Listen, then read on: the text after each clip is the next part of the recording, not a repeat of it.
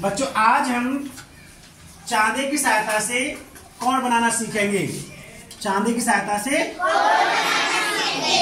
ये दिख रहा है, ये क्या है? चांदा। ये क्या है? पट्टी। तो हमें कौन बनाने के लिए चांदा और पट्टी दोनों की आवश्यकता पड़ेगी। ठीक है, तो एक सवाल देखते हैं। सवाल हमने लिया है कि चांदे की सहायता से 60 अंश का कौन बनाओ। तो सबसे पहले हम इसमें पट्टी की सहायता से एक हमने ये रेखा हमने खींची। सबसे पहले हमने किरण खींच दी हमने OA, किसकी सहायता से?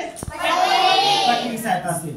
फिर हमने क्या किया, चांदा लिया और चांदे का ये मध्य बिंदु, चांदे का ये जहां से हमारी किरण स्टार्ट हो रही है उस जगह पे हमने रखा और 0 अंश की सीध में लेते हुए और 60 यहाँ से फिर चलेंगे, 0 से हम चलते चलेंगे और 60 के सामने हमने एक बिंदु लगा दिया। 60 के सामने हमने क्या लगा दिया? बिंदु जब हमने लगा दिया तो फिर हमने फिर पट्टी की सहायता से ये किरण जहाँ से स्टार्ट हुई थी वो बिंदु से उस बिंदु को मिलाते हुए और हमने एक किरण खींच दी जिसका नाम हमने जो बिंदु था B था और OA हमने एक किरण खींच दी।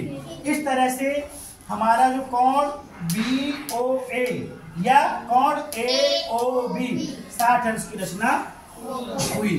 तो इसमें हमने क्या क्या जरूरत पड़ा? चांदा, पटरी, पेंसिल लेंगे हम तभी तो बना पाएंगे।